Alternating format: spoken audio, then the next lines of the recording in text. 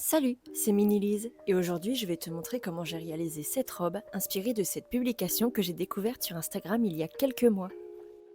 J'ai commencé par faire un patron du corset de la robe, que d'ailleurs vous pouvez retrouver en lien dans la description.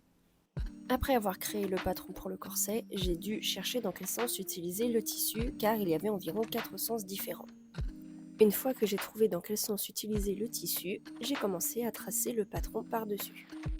J'ai fait attention de bien placer mon patron pour que les visages ne soient pas coupés pendant la découpe. Maintenant que le patron est tracé sur le tissu, je peux commencer la découpe en faisant attention de laisser au moins 1 cm de marge de couture. Maintenant que les pièces sont découpées, je les assemble ensemble avec des épingles et je les couds à la machine à coudre. Et voilà à quoi devrait ressembler la base du corset.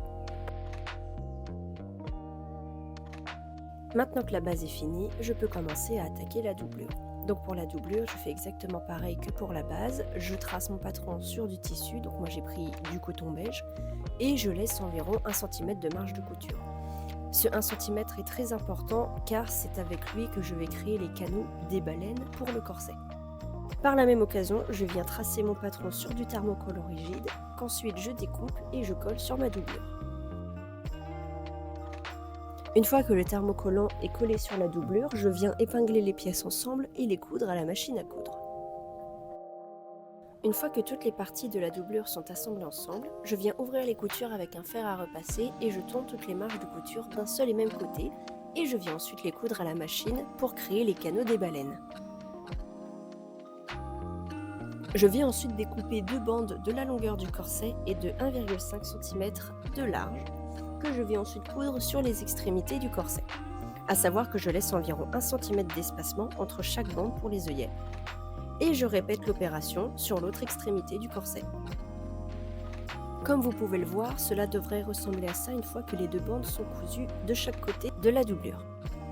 Quand la base du corset et la doublure sont prêtes, je commence les manches. Pour cela, je viens découper 2 rectangles de 53 par 20 cm. Je fais ensuite 2 marques de 12 cm de chaque côté du rectangle.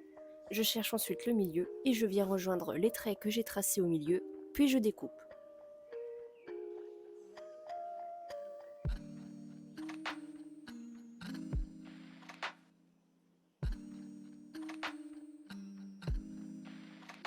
Je fais ensuite la même chose sur un tissu blanc et je les assemble ensemble en faisant bien attention à laisser un petit trou pour pouvoir retourner les manches.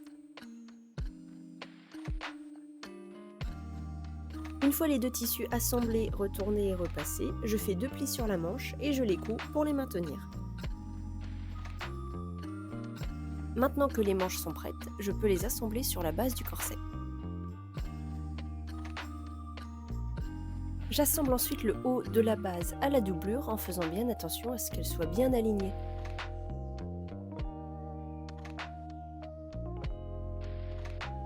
Et voilà, le haut du corset est assemblé.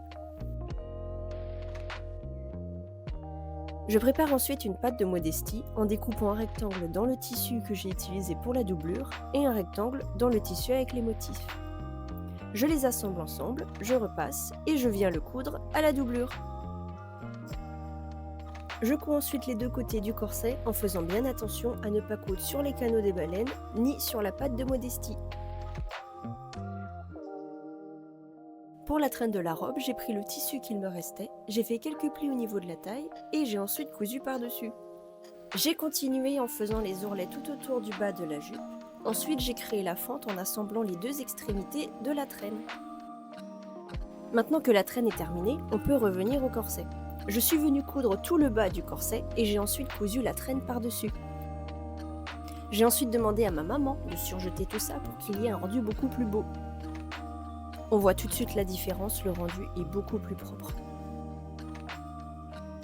Une fois le corset assemblé avec la traîne et surjeté, j'ajoute une fermeture éclair sur la traîne. Je pense que je n'ai pas besoin de vous expliquer comment poser une fermeture éclair, il y a énormément de tutos sur internet et en plus je ne suis pas la meilleure pour ça. Bien, maintenant passons à l'étape finale de la robe, la pose des œillets.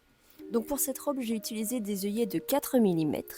J'ai d'abord commencé par mesurer où j'allais mettre les œillets, puis j'ai fait des trous avec ma pince à œillets et j'ai ensuite ajouté les œillets. Je vous mets dans la description les liens pour la pince et les œillets.